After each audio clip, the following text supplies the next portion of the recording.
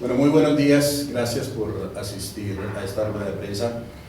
En primer lugar, quiero manifestarles que este documento es el primer producto de un trabajo muy arduo que ha venido desarrollando el grupo de estudio del Centro Democrático sobre los temas de paz. Ustedes saben que este grupo se ha conformado para hacerle un seguimiento a estos temas de La Habana, para contribuir al debate público de estos asuntos de gran interés nacional. En la elaboración de este documento pues han contribuido el presidente Uribe, el ex candidato Oscar Iván Zuluaga, Carlos Holmes Trujillo, José Félix Laforí, y nos ha participado también en sus consejos el ex comisionado de paz Luis Carlos Restrepo. Este grupo, la elaboración final del documento la ha estado coordinando quien les habla. En este documento tenemos una gran conclusión. Si no se concentran las FARC en un sitio de la geografía nacional, estos diálogos de paz están condenados al fracaso. Seguirá habiendo rearme de las FARC, se seguirá incrementando el narcotráfico, seguirá habiendo reclutamiento de menores, seguirán las amenazas contra la población civil, las extorsiones y más recientemente la propaganda armada de las FARC contra los candidatos de la oposición democrática en el país. Estos diálogos de paz han traído unas consecuencias funestas para Colombia. En primer lugar, el deterioro de la seguridad. Con las cifras oficiales en la mano, estamos demostrando que los 4 años largos de conversaciones de las FARC y el gobierno nacional han deteriorado la seguridad en el país de una manera crítica. De igual forma, estas conversaciones de paz han incidido negativamente en el ambiente inversionista del país. La inseguridad rampante ha afectado a muchos sectores económicos que están sacando sus inversiones del país. El campo colombiano está absolutamente paralizado, no se está invirtiendo un solo peso en el campo por la incertidumbre jurídica que están acarreando los preacuerdos de La Habana. Señalamos de igual manera que las FARC han venido incumpliendo todos los compromisos recientes, se están burlando del desminado, han advertido que seguirán sembradas sus minas alrededor de sus campamentos y zonas de influencia, que seguirán sembrando minas, han señalado de igual manera que el rearme es un hecho, como lo están demostrando muchos informes de las fuerzas militares, el secuestro de niños y el reclutamiento forzoso campea en muchos lugares del país, el narcotráfico se está multiplicando, tal como señala la prensa internacional y un informe reciente del Departamento de Estado de Estados Unidos que señala que en el Catatumbo, en Nariño, en Cauca, en Caquetá y en Putumayo se están incrementando los cultivos de coca. Y frente a toda esta oleada de amenazas y de violaciones de la tregua, el gobierno responde con una concesión absolutamente inopinada y absolutamente inaceptable, que fue la suspensión de los bombardeos contra los campamentos de las FARC. Esto para nosotros significa el despeje militar de todo el país, que el gobierno haya suspendido este instrumento que ha sido el más eficaz en la lucha contra la guerrilla y contra el terrorismo. Esto es una ventaja gratuita, una ventaja adicional que les da mayor libertad de acción, mayor margen de maniobra para seguir delinquiendo. Por esta razón, estamos exigiéndole al gobierno nacional que para continuar los diálogos de paz, sin prisa, sin el agobio del tiempo, se le exija a las FARC concentrarse en un sitio de la geografía nacional. Señalamos que ese sitio no debe estar en ninguna zona fronteriza, no debe estar en sitios urbanos, no debe coincidir con zonas de importancia económica o estratégica del país. Estamos dispuestos a apoyar la idea de que el tiempo de permanencia de las FARC en ese sitio se contabilice para efectos de descontar las penas, las condenas a que haya lugar para responsables de crímenes atroces y crímenes de lesa humanidad. Las FARC podrían estar en ese sitio con sus armas, con el compromiso de que se entreguen esas armas al final de las conversaciones, al momento de la firma de un acuerdo de paz. La concentración de las FARC en un sitio de la geografía nacional evitaría la premura del tiempo, que se firmen acuerdos inconvenientes para la institucionalidad democrática, y también impedirían que continuara el rearme de las FARC, el aprovechamiento y el incremento del narcotráfico, el reclutamiento forzoso y las amenazas contra la población civil y contra la democracia de cara a las próximas elecciones del mes de octubre.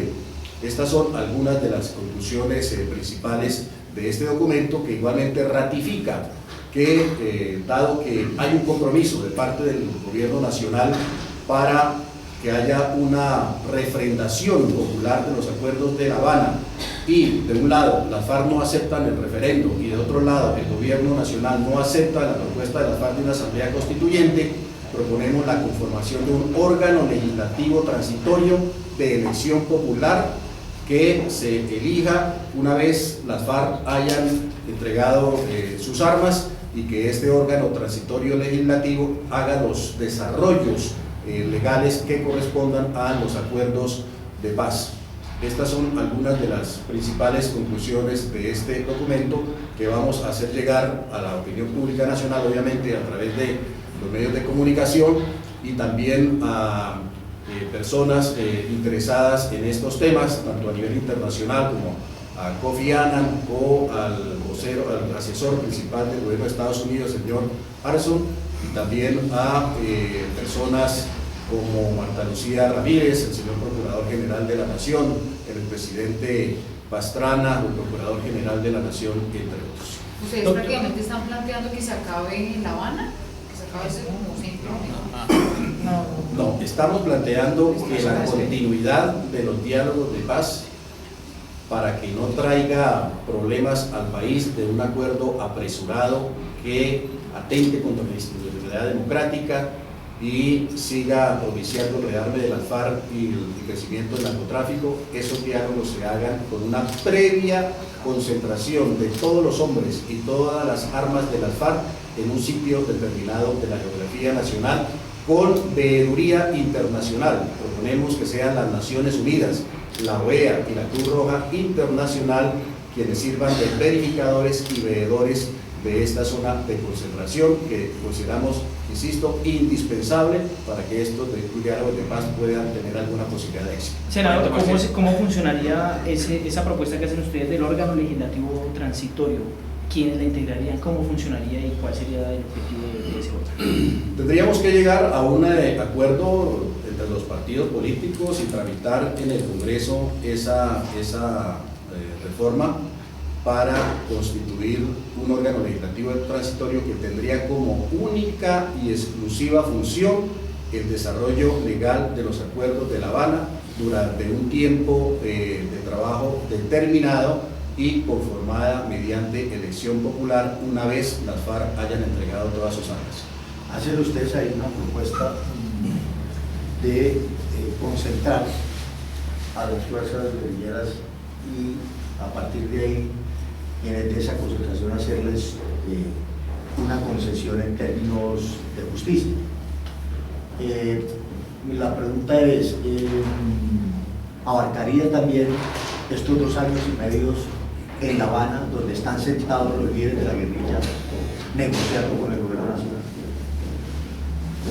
Lo que proponemos es que una vez se inicie la concentración de toda la tropa y de todas las armas de las FARC en un sitio de la geografía nacional, a partir de ese momento se empiece a descontar la pena de cárcel a la que se haga acreedora todo aquel miembro de las FARC que haya cometido crímenes de guerra o crímenes de lesa humanidad, que ese tiempo en la zona de concentración sea descontado en las penas de cárcel, que muy seguramente a su vez tendrían un descuento, una disminución significativa en un acuerdo legal que lleve a que las penas a las que se hagan merecedoras por crímenes de lesa humanidad sean sustancialmente rebajadas para poder hacer viable un acuerdo de paz. Senador, ¿se puede tomar esto como una especie de zona de distribución, una zona de despeje?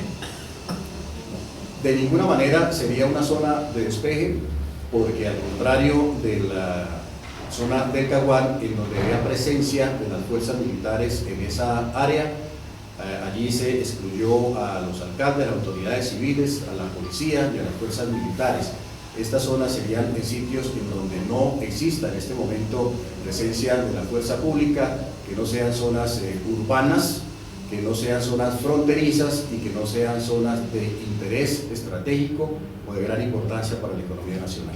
Senador, yo todavía tengo la duda, ¿ese órgano legislativo que ustedes proponen estarían conformados por ustedes los congresistas o exactamente por quién? No, en principio este órgano legislativo sería un órgano que trabajaría paralelamente al Congreso Nacional, que continuaría con su agenda que ya tiene establecida. Este órgano legislativo sería elegido por el pueblo colombiano en todos sus integrantes, no podrían ser parlamentarios obviamente, y tendría como única agenda el desarrollo legislativo de los acuerdos de la ONU. ¿Pero qué sentido tiene esa comisión si, digamos, está el Congreso? ¿Por qué tendría que ser, digamos, tan especial? Porque consideramos que estos diálogos de paz, y si se llega a un eventual acuerdo, eso genera un nuevo momento político, una nueva, postura política de la opinión pública nacional con respecto a los acuerdos que se logren en La Habana. Y esa nueva realidad política de opinión pública debería expresarse a través de unas elecciones con voto universal para elegir por parte de la opinión pública y la ciudadanía aquellos voceros que mejor representen el estado de la opinión pública de cara al desarrollo legislativo de los acuerdos de paz. ¿Cuál es la justificación de llegar a un territorio a los miembros de las FARC? ¿Buscar un control, que se cumpla la tregua? La experiencia colombiana en diálogo de paz tiene más de 30 años. Se han desmovilizado cerca de 5 grupos guerrilleros y decenas de grupos paramilitares.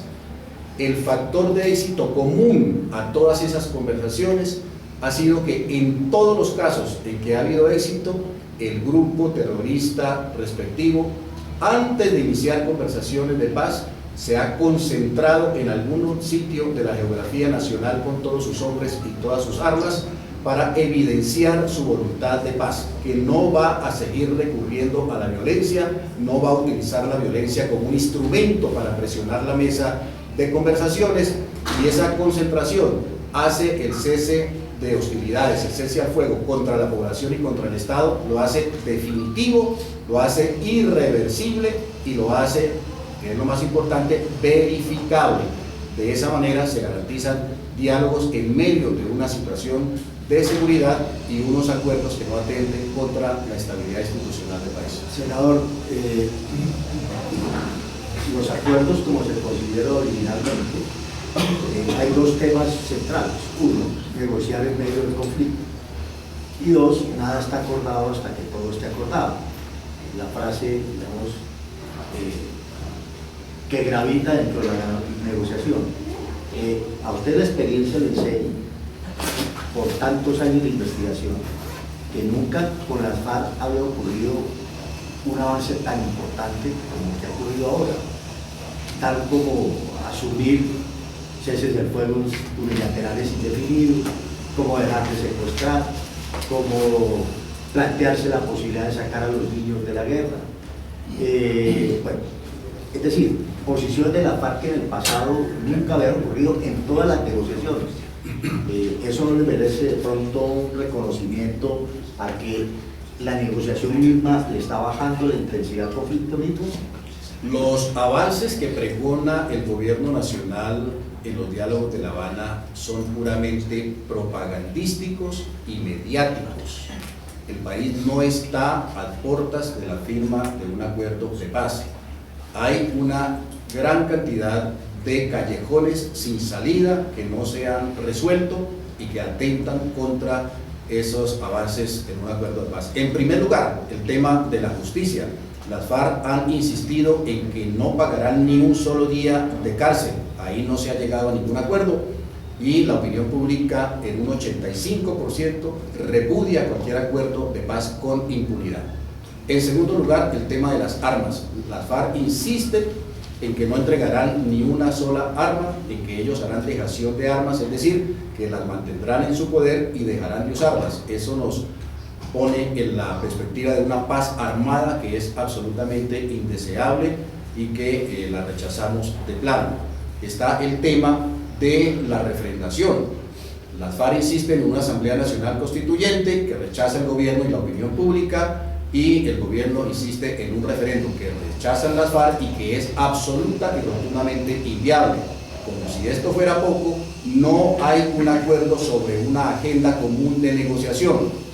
Para el gobierno son los 5 temas del acuerdo general y para las FARC son esos 5 temas más una enorme cantidad de temas que le han ido adicionando a cada uno de los temas de la negociación. De tal manera que hay 28 temas pendientes, según las FARC, en los 3 acuerdos provisionales que se han logrado. Y sin un acuerdo y una discusión sobre esos 28 temas pendientes, no habría la firma de un acuerdo de paz. Así que los avances, insisto, en estas conversaciones son puramente retóricos, son puramente propagandísticos, son puramente mediáticos. El gobierno está engañando a la opinión pública nacional e internacional, difundiendo la falsa ilusión de la proximidad de un acuerdo de paz, cuando sabe a conciencia que eso no es verdad y va a faltar también a ese compromiso de firmar un acuerdo de paz en el curso de este año, como ya ha faltado en 5 ocasiones anteriores en los 2 años largos que lleva este proceso. Senador, es decir que entonces lo que ustedes están proponiendo es que se haga como se hizo con los paramilitares, digamos cuando se concentraron en Ralito, y había verificación por parte de entidades, por parte de los partidos políticos y lógicamente de las autoridades de lo que ocurría. Estamos proponiendo lo mismo que se hizo con éxito con los diálogos con el M-19, con el EPL, con el Quintiname, con la Corriente de Renovación Socialista y con el EPL. Y lo mismo que se hizo con los grupos paramilitares, con el ingrediente de que los grupos paramilitares se desmovilizaron y entregaron las armas incluso antes de llegar a la firma de un acuerdo de paz. Creemos que la concentración es lo único que garantiza un cese unilateral, definitivo, irreversible y verificable para que se pueda negociar en paz y se lleguen a acuerdos que sean satisfactorios para la institucionalidad democrática. Como ven lo dicho por el procurador, que supuestamente es lo que estaba buscando el gobierno, es cooptar a la Corte Constitucional, diciéndole al magistrado Pretel que renuncie para poder llegar a los acuerdos, ese que ustedes señalaban, que los miembros de la FARC no pagaran un día de cárcel. Como ese tema está por fuera del documento, nos vamos a abstener por ahora, lo referimos a él. En otra ocasión, con mucho cuidado.